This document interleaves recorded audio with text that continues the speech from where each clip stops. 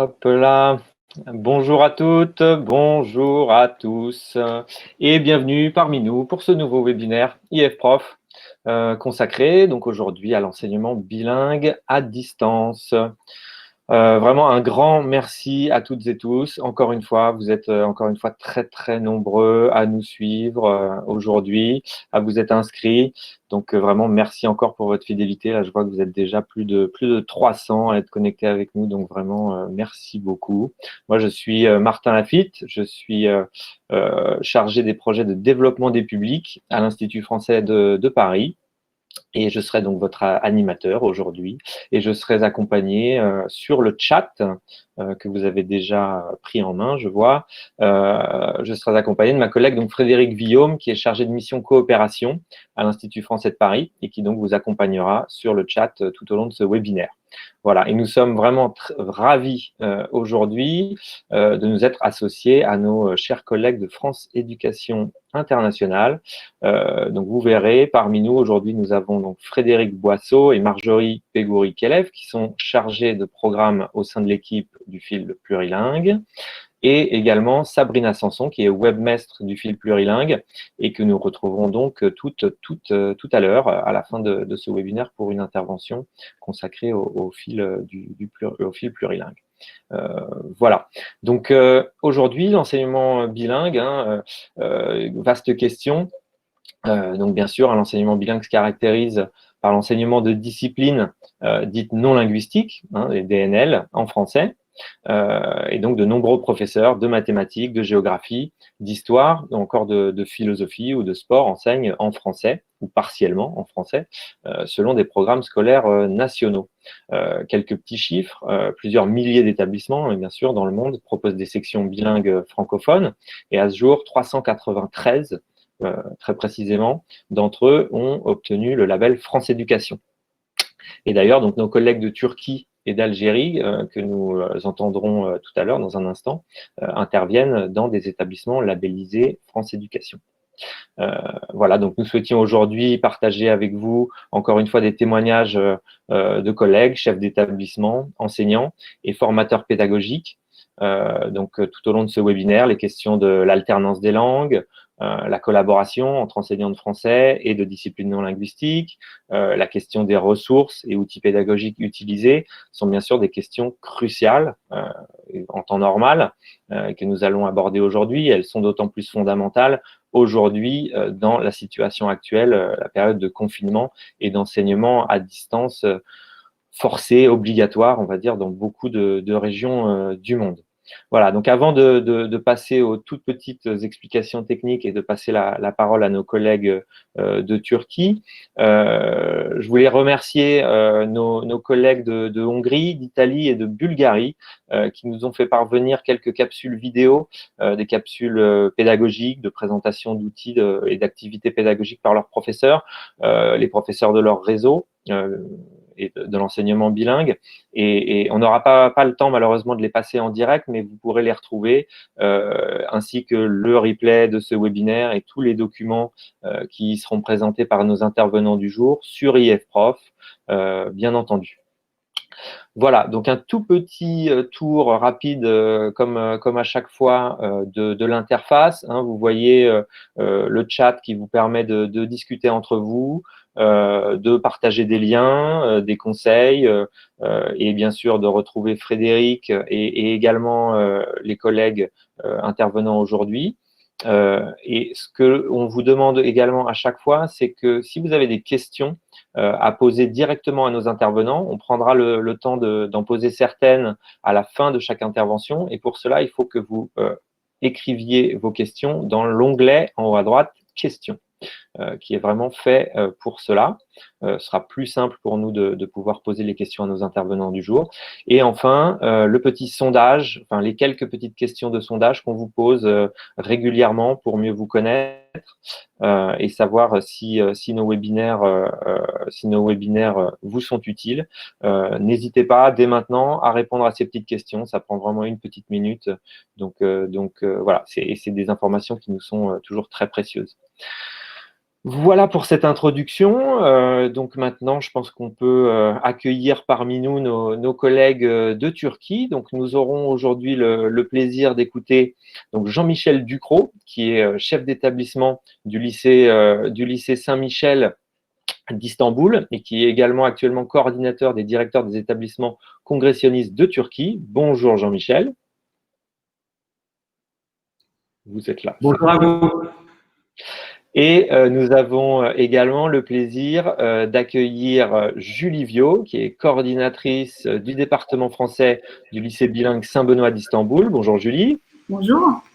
Bonjour, et qui est également accompagnée de Virgile Mangiavillano, qui est conseiller pédagogique numérique également au lycée bilingue de Saint-Benoît d'Istanbul. Bonjour Virgile. Bonjour.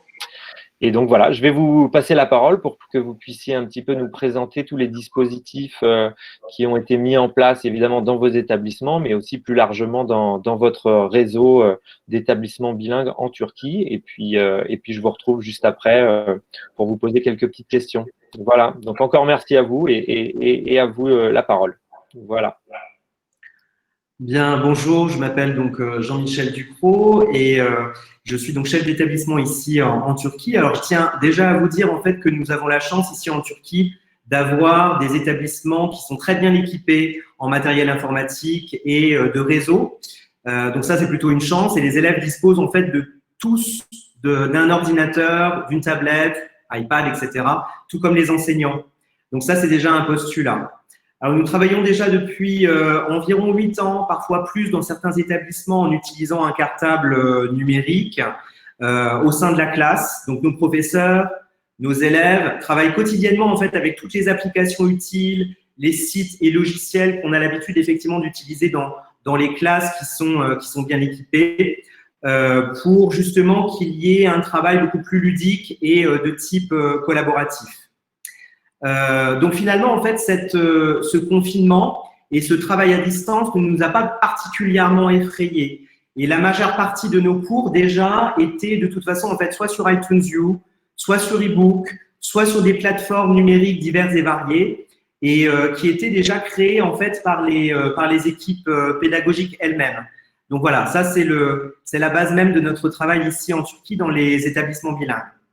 En revanche, l'objectif en tant que chef d'établissement, et là je parle au nom de tous mes collègues, fut de trouver, je dirais, le moyen de conserver le lien social, la communication avec chaque acteur de la communauté éducative, donc évidemment avec les élèves, mais pas que, avec les profs, avec les parents, etc.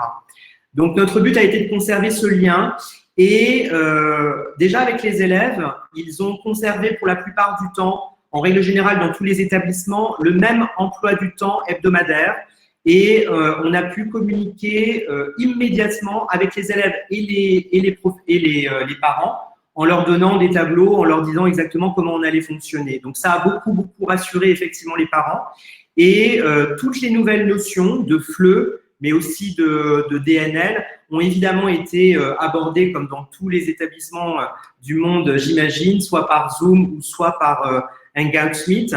Alors, à raison de 4 ou 5 visioconférences par jour pour ne pas trop alourdir effectivement la journée de travail et d'une durée maximum de visioconférence, je dirais, d'environ 30 minutes. Alors, le fait de ne pas se voir, par contre, en journée avec les professeurs, dans les couloirs, dans la salle des profs, etc., nécessairement, ça allait générer un manque de communication entre les professeurs, les administratifs, les élèves, etc. Donc, les directeurs des écoles ici francophones et aussi les coordinateurs de français dans les établissements ont donc décidé que toutes les concertations hebdomadaires allaient se faire sous le même mode, c'est-à-dire en visioconférence, et que nous allions aussi, soit pendant les heures de concertation, soit après les cours, et que nous allions aussi avoir systématiquement des réunions interdisciplinaires entre toutes les disciplines pour pouvoir effectivement exposer tous les problèmes qu'on pouvait avoir et que normalement nous n'avions pas quand nous étions effectivement en présentiel, et surtout trouver des solutions ensemble. Voilà, et puis l'objectif en fait des chefs d'établissement, en Turquie en tout cas, a été de pallier le manque de lien et de communication de l'équipe pédagogique, mais aussi du manque de communication avec les élèves, parce qu'il y a eu un impact parfois très négatif en fait sur le moral de chacun, aussi le moral en fait de nos apprenants.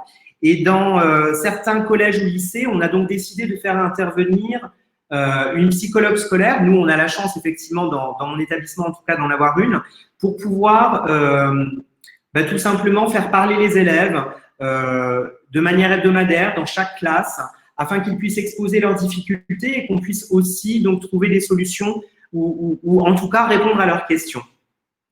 J'ai souhaité aussi mettre en place, mais ça a été le cas dans beaucoup d'établissements ici en Turquie, un séminaire questions-réponses avec une psychologue clinicienne qui, à l'attention des professeurs et à l'attention des parents, donc là directement en turc, sur la thématique en fait du confinement avec les adolescents à la maison. Et ça a permis aussi de tout simplement de conserver ce lien, je dirais, relativement humain et bienveillant avec notre communauté éducative et surtout avec les parents. Donc voilà, encore un autre aspect.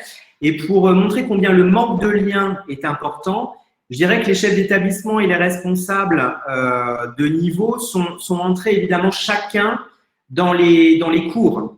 Et ça, c'était extrêmement important pour pouvoir constater déjà l'absentéisme, tout simplement des élèves, le spécifier éventuellement donc par SMS aux parents, et puis engager un tout petit dialogue en début de cours, les rassurer, s'entretenir avec eux, les encourager et tenir finalement, en tout cas pour moi, ça a été le cas, tenir le même discours que celui que j'aurais eu finalement dans les couloirs ou bien dans la salle des profs ou bien à la récréation.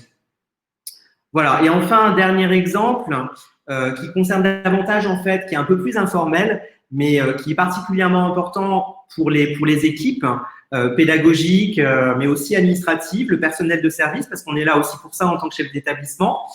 Et ça, c'est une idée qui a émergé du club d'aide sociale dans beaucoup d'établissements ici en Turquie, tout simplement, en fait, de mettre en place des séances relativement régulières de visioconférences plus informelles où des professeurs, des secrétaires, des membres du personnel de service, etc., et de la direction aussi, ont pu être invités à des séances sur Hangout, Meet, etc., après les cours, le soir, pour pouvoir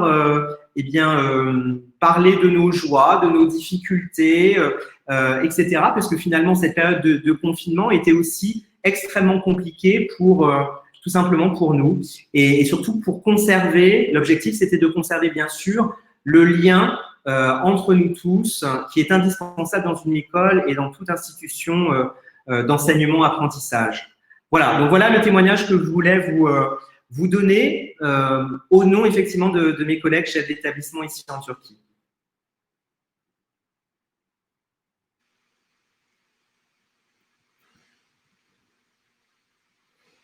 Merci beaucoup Jean-Michel pour cet état des lieux et cette vision, disons-nous, plus globale en fait, et sur un niveau en effet des chefs d'établissement. Avec Julie, donc, qui est à ma gauche, je me présente, je suis Virgile Mangiavillano, conseiller pédagogique, numérique et enseignant de français au sein du lycée Saint-Benoît. Nous allons essayer de vous apporter une vision un petit peu plus de terrain, je dirais entre guillemets, avec un aperçu des pratiques pédagogiques, des outils. Alors, il était question au départ de présenter seulement les activités pédagogiques du lycée Saint-Benoît, puisque nous avons répondu présent, mais on a avec Julie sollicité d'autres établissements qui nous ont envoyé également leurs pratiques pédagogiques, leurs activités. Donc, ce sera l'occasion de découvrir des activités du lycée Saint-Benoît, du lycée Notre-Dame de Sion, du lycée Sainte-Pulchérie, également du lycée Tevfik Fikret, Izmir et Ankara.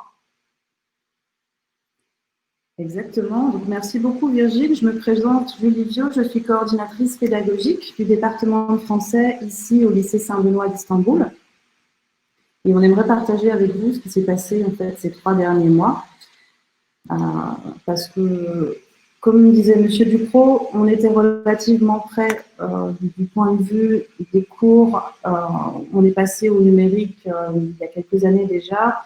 Donc, on a tout de même voulu rassurer les professeurs en organisant au début du confinement des formations pour qu'ils soient totalement à l'aise avec en particulier Google Meet qu'on utilise pour faire les cours à distance.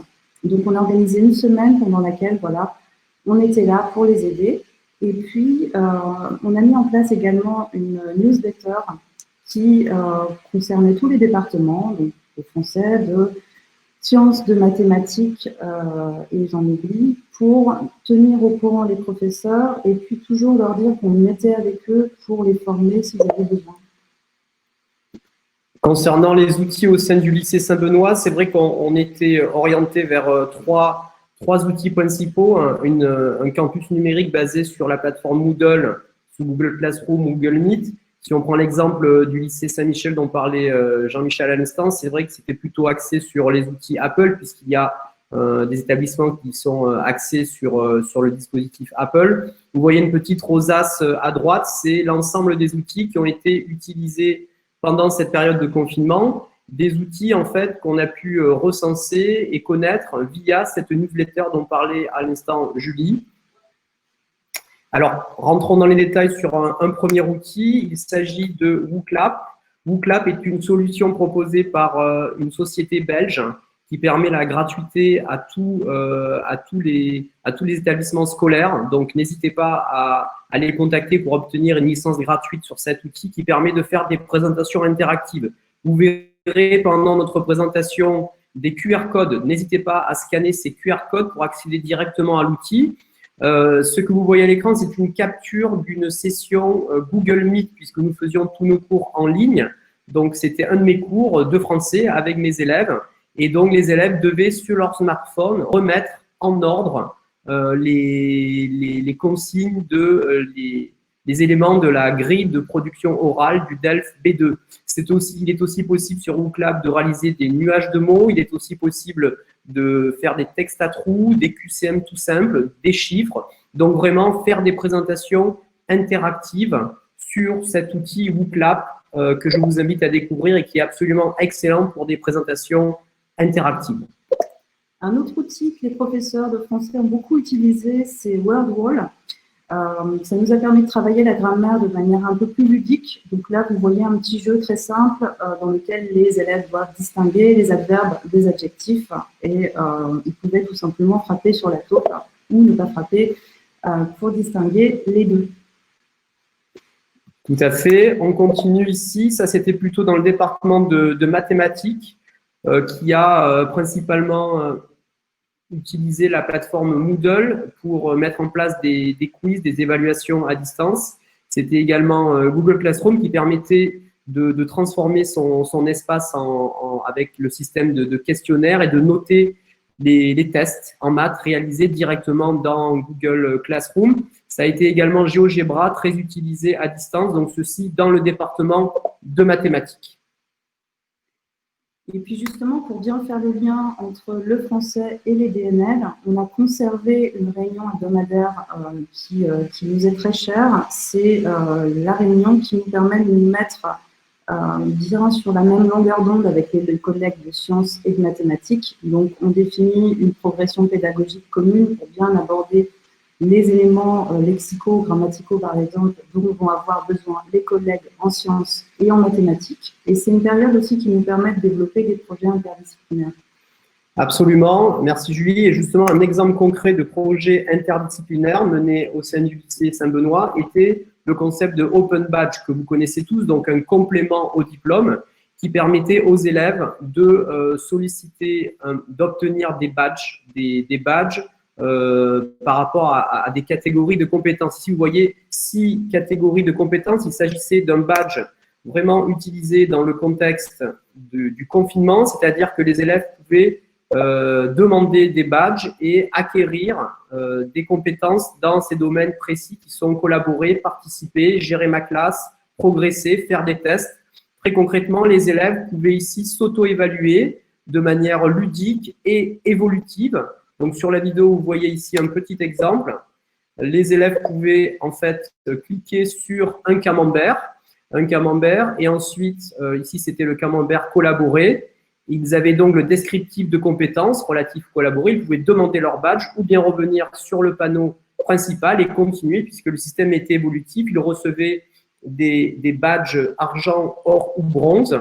Et à la fin, donc, un certificat relatif à ces 6 catégories de compétences. N'hésitez pas à scanner le QR code pour découvrir plus en détail ce système de badge. Passons maintenant à un autre établissement, l'établissement Notre-Dame de Sion. Un outil très utile, beaucoup connaissent Quizlet. Donc, ça ressemble un petit peu ici au système de Quizlet.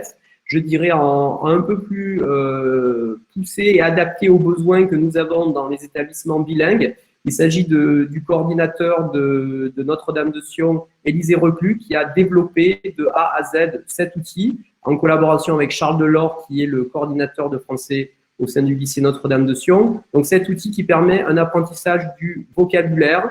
Il s'agit d'un apprentissage en autonomie, mais il s'agit aussi d'un apprentissage qui peut se faire directement en classe via des tests qui évaluent ceci de manière collaborative et encore une fois, de manière ludique. Et on a un autre exemple qui nous a été envoyé par des collègues du lycée Saint-Pulchéry, toujours à Istanbul. Donc, le coordinateur, M. Julien Bayargues, a partagé avec nous un projet excellent réalisé par les 9e, donc des élèves qui ont environ 15 ans. Chaque classe a réalisé à distance, en fait, un recueil de mythes. Donc, les élèves ont repris les connaissances théoriques qu'ils avaient apprises pendant les cours et finalement, ils ont pratiqué le français en écrivant de manière collective, donc de l'écriture collaborative, avec également une partie orale. Donc, ce n'était pas seulement un exercice de production écrite, c'était aussi de la production orale et ils ont également illustré leur production. Donc ça, c'était une collaboration entre les cours de français général, les cours de conversation et les cours qui sont dispensés à la médiathèque. Terminons avec les établissements TEFIC-FICRET, qui sont également 2 établissements label France Éducation, un à Izmir, un à Ankara. Ils ont pu regarder dans cette petite vidéo, mettre en place ici des mini-projets. On peut assister à leur vidéo tout de suite. Donc, au maternel, primaire, collège et lycée. Donc, leur batterie d'outils, essayer d'assurer une transition en mettant en place des mini-projets hebdomadaires adaptés à la période des confinements, notamment une revue de presse et un suivi personnalisé de chaque élève ici. Si sur le QR code du côté droit, il s'agit de leur plateforme Moodle, qui a pu intégrer l'outil Geniali que vous connaissez tous. Et sur le QR code de gauche, il s'agit ici d'un exemple concret de mini-projet fait en confinement en une semaine pour la fête du 19 mai au primaire et au collège. Et c'était à TEFIC-FICRET d'Izmir. Merci beaucoup à toutes et à tous de nous avoir écoutés. C'était un plaisir de passer ce moment avec vous. Merci à vous. Ça fait toujours plaisir de pratiquer l'échange d'idées. Bah non, merci à vous vraiment pour nous avoir partagé avec nous toutes ces pistes pédagogiques. Alors peut-être on peut faire revenir Jean-Michel sur scène, juste pour vous poser peut-être à vous tous 2-3 petites questions qui nous sont parvenues. Alors d'abord, alors peut-être sur la question des réunions là. Dont vous parliez des séminaires questions-réponses, peut-être pour Jean-Michel. Combien de parents ont participé? Est-ce qu'ils étaient nombreux? C'était quoi au niveau technique, vu que vous étiez confinés? Comment vous avez pu organiser ces réunions d'information? Alors, on a organisé ça, je pense que c'est le cas aussi dans d'autres établissements, tout simplement sur Google Meet.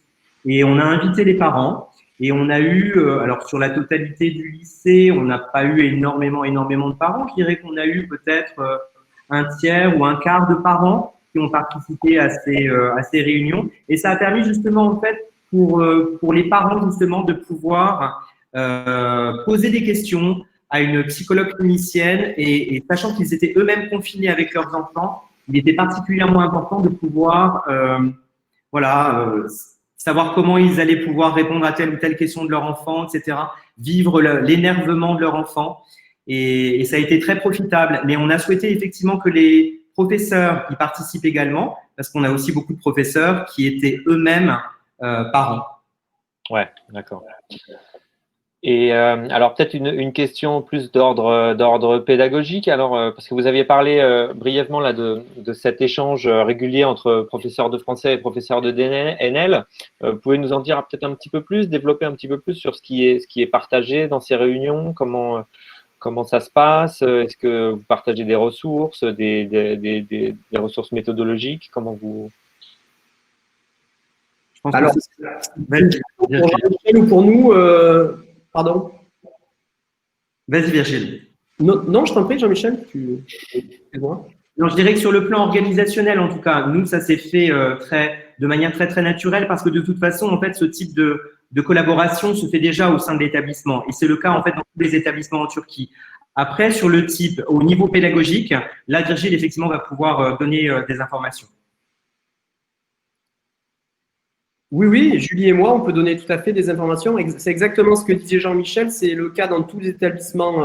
Donc, un espace de réunion FLE-DNL où sont présents les enseignants de mathématiques, de sciences, de français. Donc, c'est vrai que ce sont uniquement les enseignants qui enseignent en français, c'est-à-dire que les disciplines d'histoire-géographie ou bien de littérature turque ou bien de sport ne sont pas présents. Donc, c'est vraiment les sciences, les maths et le français. Nous sommes tous présents. Donc, justement, le badge que vous avez vu tout à l'heure, c'était le fruit d'une réflexion et d'une collaboration qui est née de ces réunions FLE-DNL.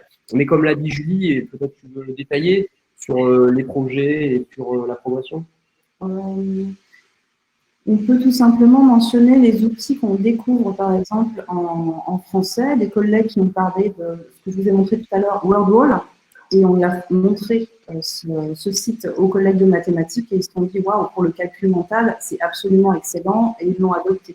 Voilà. C'est l'intérêt de réunion, ça permet de fluidifier les échanges entre les départements. Oui, alors c'est vrai qu'il y a ça, et puis il y a aussi le fait d'harmoniser sa progression pédagogique, c'est-à-dire que les enseignants de français en classe préparatoire, par exemple, vont discuter avec les enseignants de maths pour que leur progression soit commune, il n'y ait pas vraiment de décalage dans les objectifs de grammaire, de vocabulaire, communicatif, donc il y ait vraiment un parallèle qui soit fait au mieux, et puis on met en place des projets interdisciplinaires également qui sont visibles sur les sites des établissements. Et vous, en tant que coordinateur, est-ce que vous apportez des tutoriels, vous accompagnez les enseignants qui ne seraient pas forcément, vous parliez des pratiques numériques qui étaient déjà développées avant le confinement, mais est-ce que vous, du coup, j'imagine il reste toujours des professeurs qui sont peut-être moins à l'aise à ce passage au 100% numérique, vous créez des tutoriels, vous les aidez à prendre en main tous ces outils qui peuvent être utiles?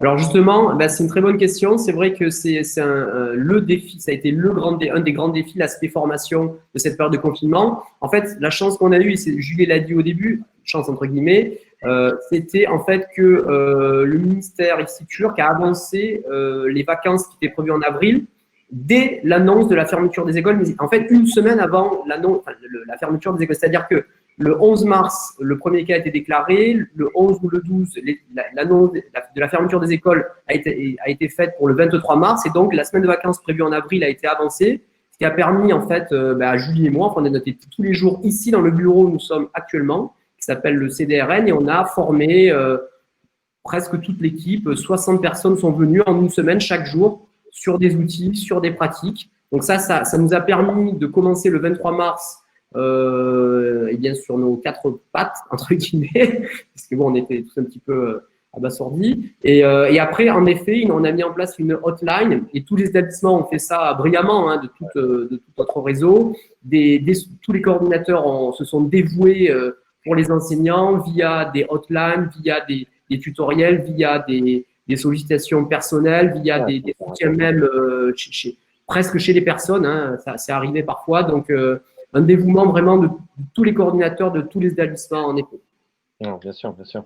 Non, vraiment, merci beaucoup. Moi, j'avais peut-être juste une petite dernière question pour vous trois par rapport à la suite, parce que là, je pense que vous êtes déjà en vacances ou bientôt en vacances, mais comment est-ce que vous… Non, apparemment pas du tout.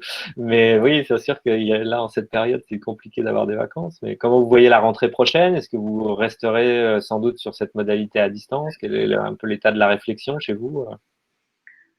Je vais prendre la parole. Alors, concernant effectivement la rentrée prochaine, on est pour l'instant dans le flou. On ne sait pas exactement en fait ce qui va se passer parce qu'on attend encore les instructions officielles du ministère de l'Éducation nationale ici en Turquie. On a une augmentation effectivement des cas de Covid actuellement. Donc, c'est toute une réflexion qu'on est en train de mener entre les chefs d'établissement, avec les coordinateurs aussi et avec nos équipes. Il est fort possible à un moment donné qu'on soit reconfiné et donc finalement en fait l'entrée de l'enseignement à distance dans nos pratiques va probablement effectivement se confirmer dans l'année qui vient, mais on ne sait pas. Bien sûr. Je pense qu'on en est tous à peu près là. Donc merci, vraiment merci beaucoup pour votre intervention. Juste Virgile et Julie, je pense qu'il y a deux, trois petites questions. On n'a pas forcément le temps d'y répondre en détail là, mais sur les badges, je crois que ça soulève quand même pas mal d'intérêt. Donc, si vous avez le temps d'aller regarder un peu dans le chat ou dans les questions et voir un petit peu orienter notre public vers des sites qui pourraient les aider à développer ce genre de solution, je pense que ça serait le bienvenu. Voilà. Bien sûr, en fait, tout à fait. On va t'envoyer le support de présentation sous format PowerPoint. Il y a des QR codes. Donc, en cliquant sur tous les QR codes, ça permet à tout le monde d'approfondir sur les badges ou sur les outils que nous avons présentés. Absolument. Et je peux mettre un lien dans le chat relatif aux badges. Voilà, discuter en mode off pendant les autres présentations. Bien entendu, on y est. Merci infiniment. Merci infiniment et on partagera tout de toute manière sur IF Prof comme on avait dit. Voilà. Merci beaucoup en tout cas. Merci. Et donc maintenant, je pense qu'on va pouvoir faire un petit saut du côté du Maroc. Alors, est-ce qu'on peut retrouver notre cher collègue Hamid Teban? Est-ce que vous êtes avec nous, cher Hamid? Il faut que vous reveniez sur scène. Alors, Hamid est Pardon, excuse-moi. Hamid est animateur IF-Prof sur l'espace Maroc. Il est enseignant de SVT, diplômé de l'École normale supérieure de Fès et référent sciences pour l'Institut français de Fès sur l'encadrement de projets pluridisciplinaires depuis 2012. Et il intervient également depuis 2015 en tant que formateur de formateurs DNL Sciences dans le programme d'accompagnement de l'IF mis en place par l'IF du Maroc pour le déploiement des sections internationales. Alors, est-ce que Hamid, vous êtes toujours avec nous ou pas du tout? Sinon, faites-moi signe. Je vais vous inviter à venir sur scène si vous êtes là. Ah, je crois qu'il a un petit problème de connexion. Donc on va voir si on retrouve Hamid tout de suite ou pas. Sinon, bah, à ce moment-là, en attendant que Hamid puisse nous rejoindre de nouveau, parce qu'on pouvait parler avec lui de certains sites consacrés au DNL Sciences. Peut-être qu'on va tout de suite aller du coup faire un saut avec nos collègues de France Éducation Internationale. À ce moment-là, on bouleverse un petit peu notre planning avant de pouvoir retrouver Hamid. Alors, je vais demander à nos chers collègues du fil plurilingue s'ils peuvent nous rejoindre sur scène avec Miloud. Est-ce que vous êtes là ou pas? Oui, bonjour. Oui, Véronique est là. Bonjour. Alors, je vois que Hamid a réussi peut-être à se reconnecter ou pas? Sinon, on va bouleverser notre petit programme, c'est pas très grave. Voilà. Donc, bah, merci à vous, en tout cas, Marjorie, Véronique et Sabrina d'être avec nous encore une fois aujourd'hui. Donc, je vais vous laisser, allez, rebonjour aussi à Miloud, qui a réussi à se connecter d'Algérie. Enfin, vous êtes en France, mais voilà. Donc, merci à vous. Donc, je vais vous laisser la parole pour votre présentation et puis on partira au Maroc à ce moment-là, après retrouver Hamid s'il arrive à se reconnecter tout à l'heure. Voilà, donc merci à vous et je vous laisse donc la parole pour votre intervention. Très bien, merci Martin. Bonjour à tous. Tout d'abord, nous tenons à remercier l'Institut français d'avoir associé le fil plurilingue, qui est donc un site géré par le département langue française de France Éducation Internationale, à ce webinaire. Nous sommes absolument ravis d'être avec vous. Comme tous les acteurs du monde éducatif, nous avons tenu à apporter notre contribution à l'effort de continuité pédagogique des enseignants en cette période de confinement et post-confinement, et en ciblant plus particulièrement les enseignants de disciplines dites non linguistiques et les enseignants de français qui exercent dans ces sections. Donc avec notre site que nous allons vous présenter, qui s'appelle le fil plurilingue, et nous avons tout mis en œuvre pour pouvoir lancer ce site fin mars, donc au tout début de la crise sanitaire. Alors, est-ce qu'on peut peut-être, Sabrina, partager l'écran? Comme ça, vous allez pouvoir suivre, nous allons pouvoir suivre ensemble la présentation. Alors, j'ai un problème d'autorisation, il faut que je...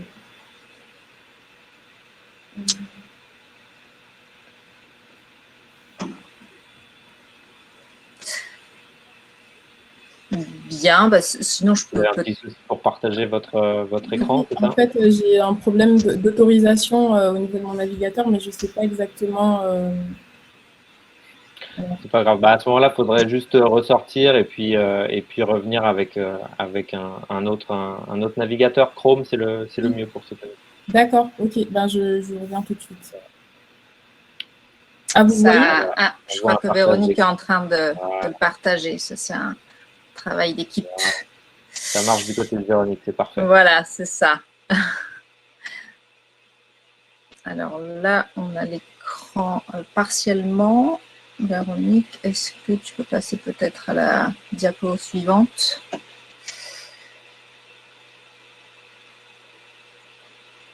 Bien, donc je vais reprendre cette petite présentation. Alors, même si vous ne la voyez pas très bien, on pourra la mettre en ligne et vous aurez le loisir de la regarder de plus près si ça vous intéresse.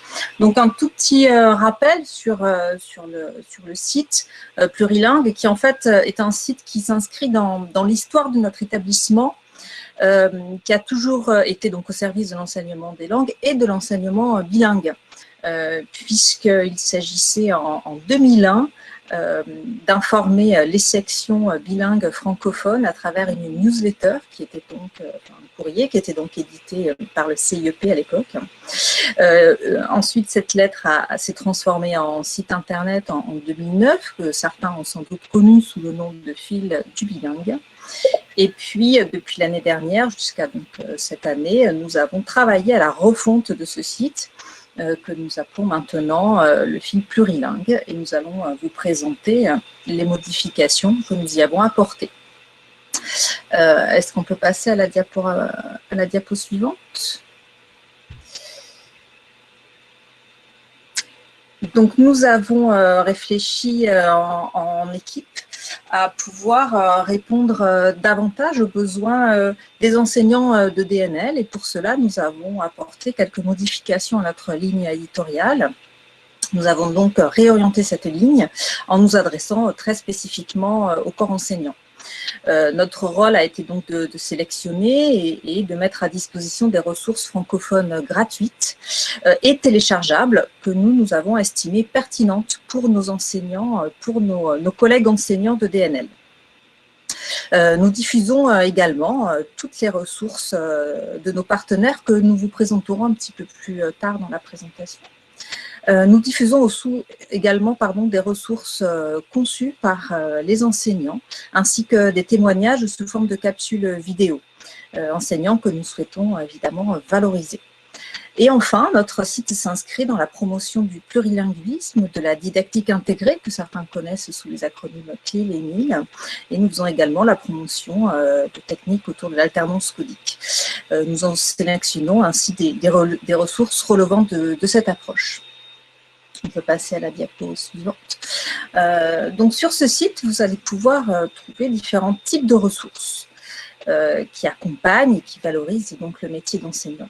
Vous pourrez trouver des ressources pédagogiques donc créées par les enseignants. Miloud va vous en présenter une tout à l'heure. Vous pourrez également trouver des ressources qui ont été co-construites avec les partenaires, par exemple avec TV5 Monde, mais également des ressources pédagogiques qui ont été créées en interne par des collègues de FEI. Vous trouverez également des outils de promotion, les ressources des partenaires et également de nombreuses informations sur les sections bilingues, francophones, dans différents pays du monde. On peut passer à la diapo suivante. Donc là, je vous laisse découvrir la nouvelle page d'accueil de notre site. Nous avons vraiment réfléchi à pouvoir optimiser la navigation et l'accès aux ressources en privilégiant notamment des entrées par les outils et des entrées par les publics. Donc, je vous laisse découvrir cela. Ma collègue Véronique a mis dans le fil du chat le lien que vous pouvez consulter en même temps si vous le souhaitez. On peut passer. Voilà, donc une autre diapo pour vous indiquer que nous mettons également à disposition des ressources méthodologiques pour les enseignants et des ressources qui existaient bien sûr de l'époque du fil du bilingue, et nous valorisons le fonds existant qui est un fonds conséquent, et notamment cette brochure qui avait été faite par les collègues de l'ADEB, donc de l'Association pour le développement de l'enseignement plurilingue, et qui reste une ressource tout à fait précieuse pour les enseignants de DNL et les enseignants de français en section bilingue. Nous pouvons passer à la diapo suivante. Donc, comme je vous le disais, nous avons également une proposition, une offre de ressources pédagogiques pour les enseignants qui ont ici été faites par M. Pierre-Yves Roux, dont nous mettons à disposition tout un ensemble de ressources tout à fait gratuites et téléchargeables. On peut passer à la diapo suivante. Sur cette diapo, vous pourrez découvrir des ressources qui ont été conçues par les enseignants. Ce sont des ressources que nous tenons à valoriser. Donc, pour ceux qui souhaitent également partager des ressources, n'hésitez pas à nous les envoyer. Nous ferons plaisir de les publier. Et puis, je vais maintenant passer la parole à Milou, puisque c'est l'un de nos contributeurs. Je vous remercie.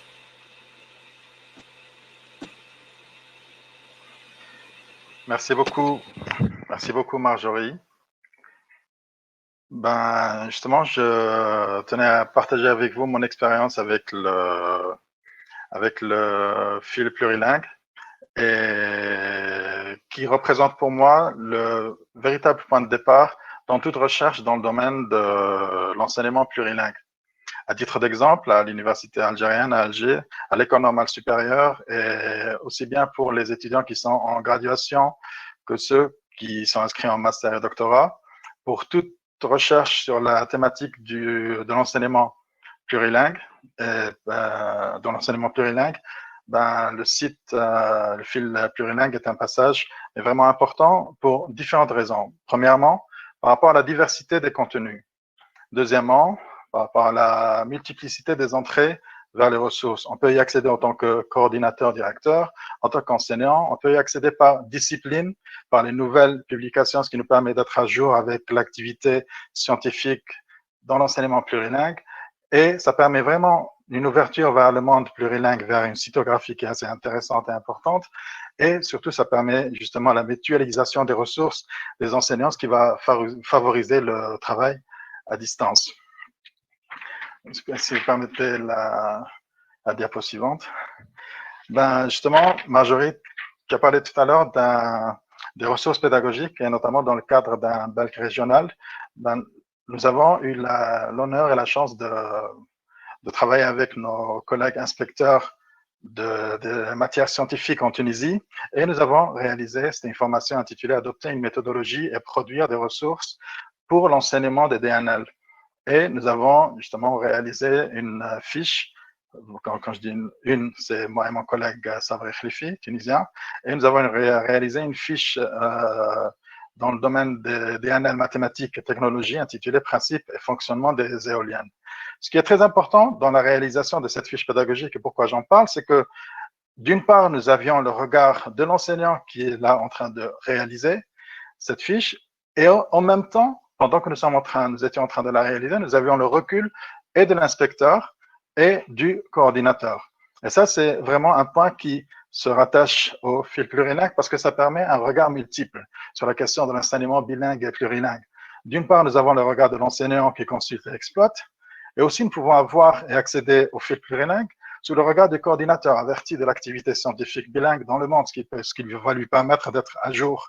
Et aussi, nous avons le regard du didacticien qui est là, plongé dans ses recherches ou bien dans son travail par rapport à toute éventuelle thématique tournant autour de l'enseignement plurilingue.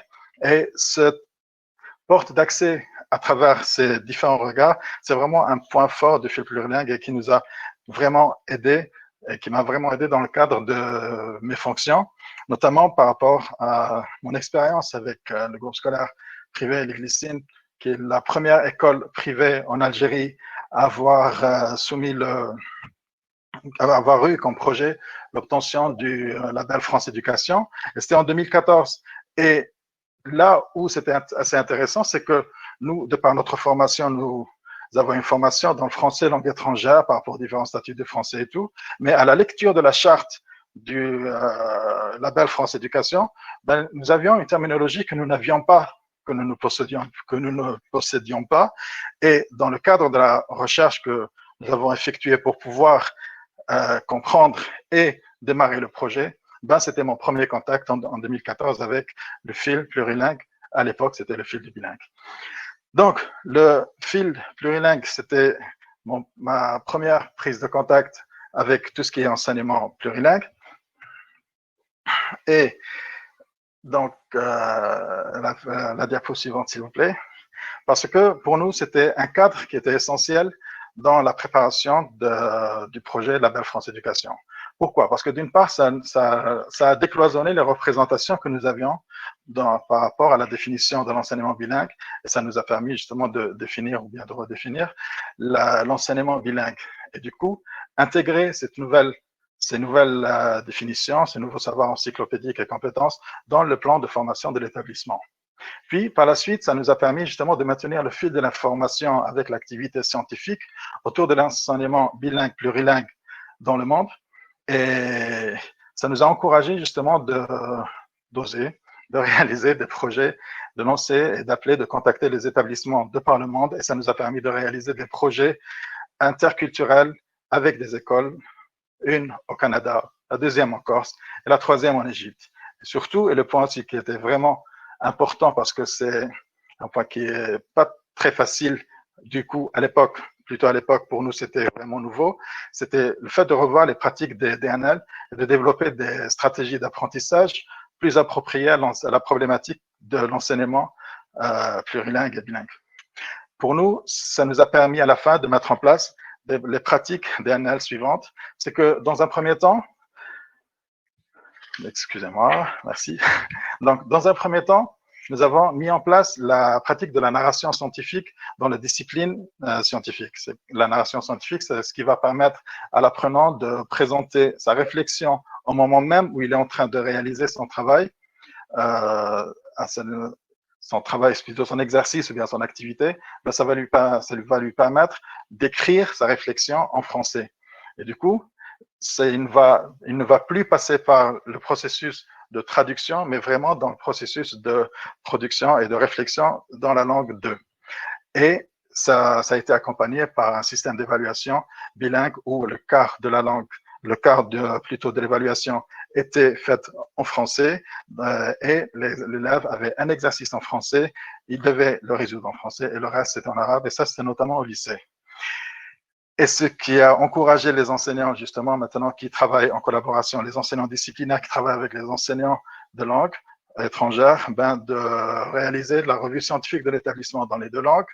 Et certains enseignants ont même réalisé des capsules plutôt de cours dans les deux langues pour les élèves. Et les élèves, ça les a encouragés à réaliser des projets dans les deux langues, notamment un grand projet pour la description des villes algérienne, c'était des petites capsules vidéo et c'était réalisé dans les deux langues.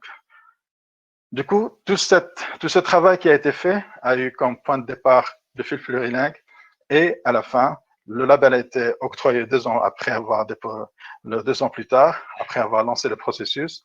Le label a été octroyé à l'établissement, le groupe scolaire privé Les Glycines.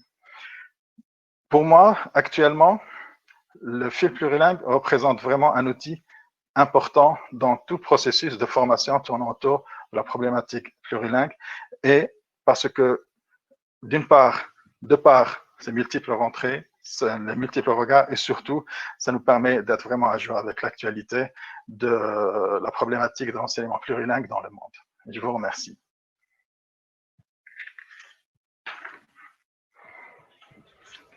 Donc, merci Miloud pour ce témoignage.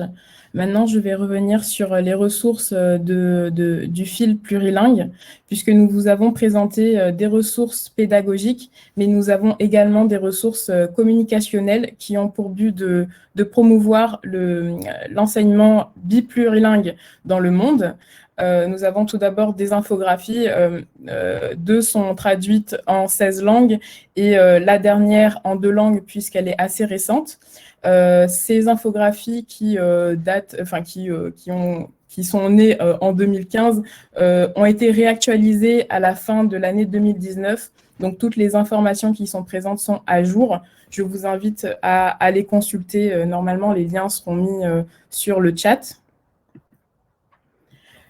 Nous avons également des vidéos, des capsules vidéo qui sont là pour valoriser les enseignants de ces sections biplurilingues dans le monde. Nous avons 4 vidéos. Donc, une vidéo sur des témoignages d'enseignants libanais, une d'enseignants ghanéens, une autre d'enseignante mexicaine et la dernière est une vidéo d'inspecteurs marocains. Pour finir, nous sommes présents sur Facebook et Twitter. Nos réseaux nous permettent de relayer notre actualité et nos publications sur le site et de tenir informée notre communauté de toute l'activité autour du fil plurilingue. Mais elle permet également de relayer les actualités de nos partenaires. Oui. Et nous sommes présents sur des groupes IF Prof. Et nous serons également présents sur LinkedIn bientôt, donc je vous invite à vous connecter, à vous abonner à nos différents réseaux qui seront également relayés sur le chat.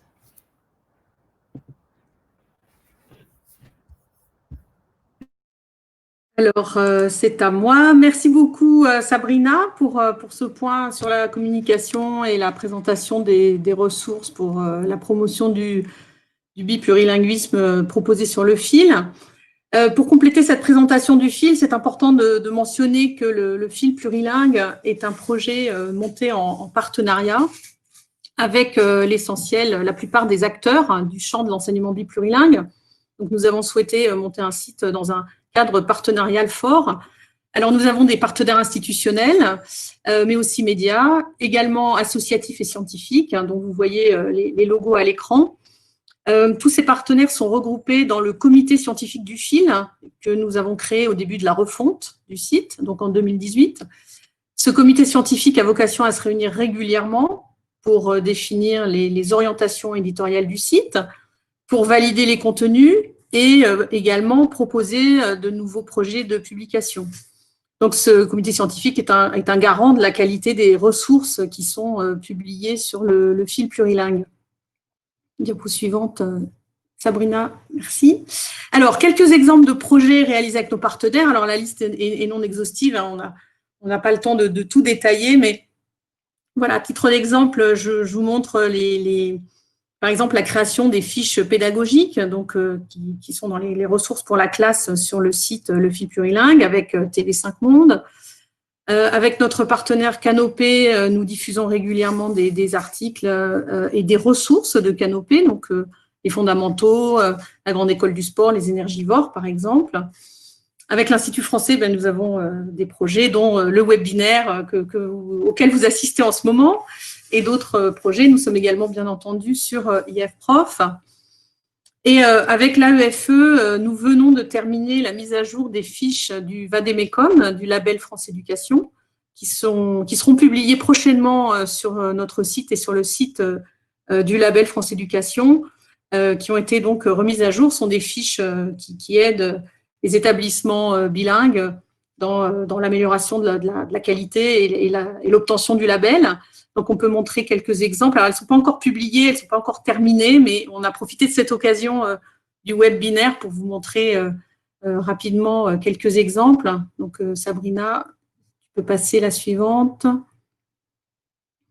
Voilà, donc par exemple, vous avez ici la fiche qui s'appelle « Concevoir un plan de formation », où on donne des informations sur qu'est-ce qu'un plan de formation dans un établissement, comment le concevoir, à quoi ça sert, ce sont des fiches pratiques qui permettent de donner des bonnes pratiques pour réaliser un certain nombre de choses. Une autre fiche, Sabrina, la suivante. Voilà, celle-là plus méthodologique sur l'articulation des cours de langue, cours de DNL, avec donc une liste des principes méthodologiques qui peuvent s'appliquer voilà, quand on s'intéresse à ce sujet. Donc, ces fiches ne sont pas tout à fait finies, mais elles seront, donc je l'ai dit, publiées prochainement sur nos sites. Donc, c'est un exemple du partenariat que nous avons avec l'AEFE. Voilà, la suivante. Alors, on arrive au bout. En résumé, le fil plurilingue, c'est un site de ressources pour les enseignants de DNL et les acteurs de l'enseignement plurilingue.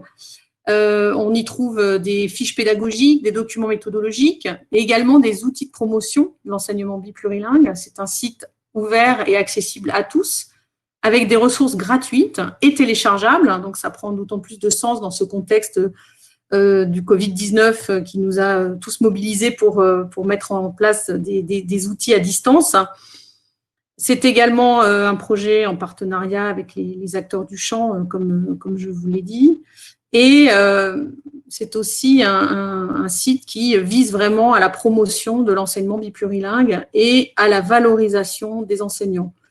Le fil plurilingue est ouvert aux contributions extérieures, donc n'hésitez pas à nous contacter si vous souhaitez proposer des articles ou des ressources ou des témoignages qui pourraient intéresser la communauté de l'enseignement biplurilingue. Vous avez ici le lien vers le contact du fil que vous pourrez retrouver sur la page d'accueil du fil, qui pourrait peut-être apparaître sur le chat.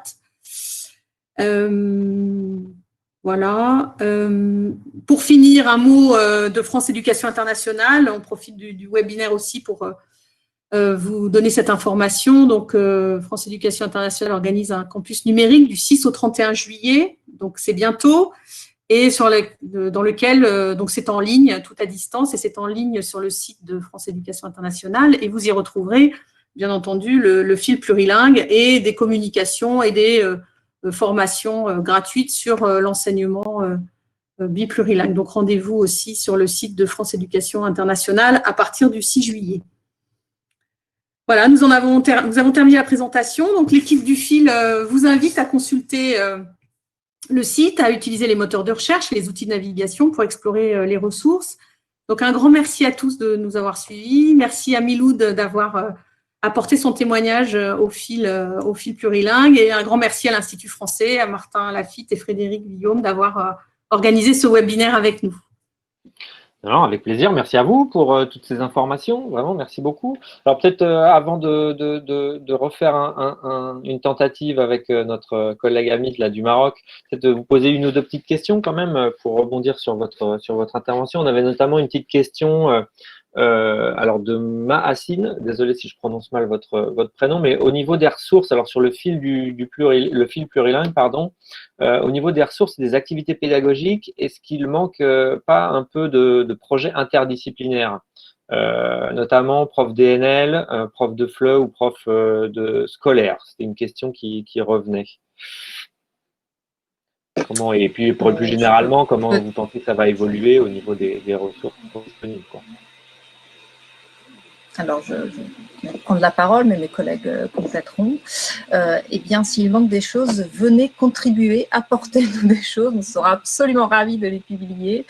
C'est un site dynamique en refonte qui va forcément évoluer aussi grâce à vous et grâce à ce genre d'intervention. Donc, avec grand plaisir, nous aimerions développer des articles et des ressources autour de cette question des projets interdisciplinaires qui n'est pas simple. Donc, ce sera bien de la renforcer, de l'argumenter avec des exemples de pratiques. Donc, n'hésitez pas à les partager. Et est-ce que vous comptez aussi, alors on avait une question de Julia sur l'enseignement bilingue en maternelle, et notamment, bon, évidemment, cette question de l'enseignement à distance. Est-ce que vous pensez qu'il y aura aussi des ressources disponibles par rapport à cette question spécifique de l'enseignement bilingue à distance? Pour la maternelle?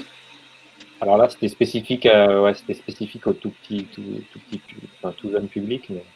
Alors, pour les tout jeunes publics, nous, on est plutôt sur le scolaire, c'est-à-dire primaire, à partir du moment où les registres discursifs disciplinaires sont vraiment installés. C'est plutôt sur ce niveau-là qu'on travaille, c'est-à-dire la fin du primaire, collège et lycée. Mais encore une fois, ce site a vocation à évoluer. Donc, pourquoi pas ne pas aller sur ces problématiques s'il y a une demande des collègues enseignants.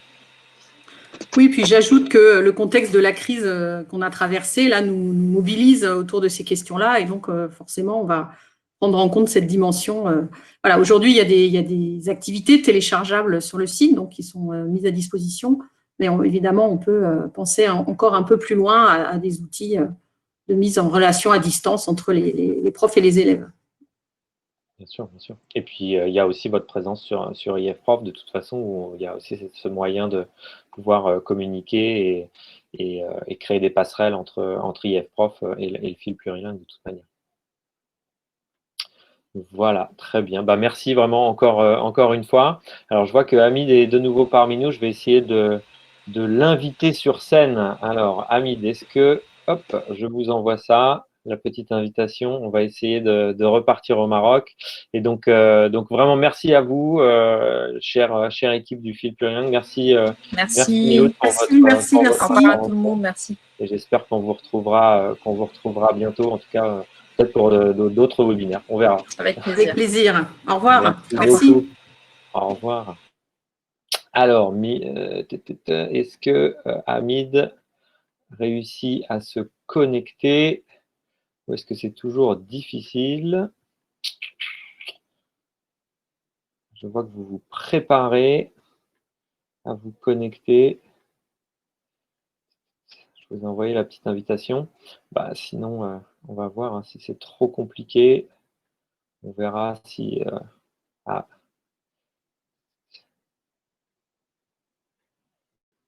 Je ne sais pas si ça va être possible, malheureusement. De toute manière, ce qu'on va pouvoir faire, de toute façon, c'est que, si Hamid n'arrive pas à nous rejoindre, Hamid est très présent sur IFProf. Encore une fois, je le répète, hein, il est animateur de l'espace, enfin un des animateurs de l'espace marocain. Et donc, même s'il ne pourra pas peut-être intervenir en direct aujourd'hui, en tout cas, nous partagerons volontiers sur IFProf la présentation qu'il avait prévu de nous montrer aujourd'hui sur les questions de DNL scientifiques. Mais ouais, apparemment, il a certaines difficultés à se connecter, malheureusement. Donc voilà. En tout cas, j'espère que vous aurez apprécié ce webinaire. Je pense qu'on aura l'occasion de faire revenir Hamid sur un prochain webinaire de toute manière.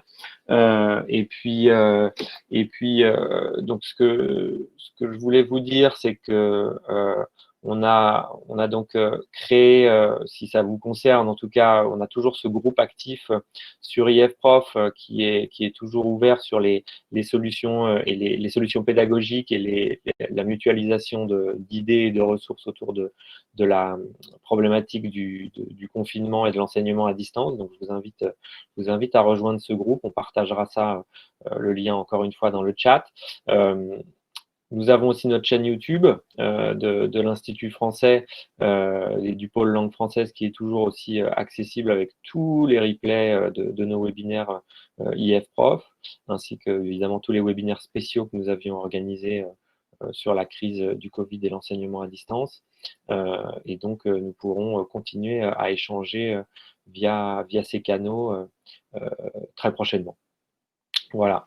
Donc malheureusement, Hamid n'arrive pas à nous rejoindre, donc ce sera pour une prochaine fois. Et je voulais encore remercier nos collègues de Turquie, les collègues de France Éducation Internationale, Phil Plurilingue et Miloud, enseignant en Algérie. Encore merci pour votre participation. Merci aussi à Frédéric d'avoir pu animer le chat.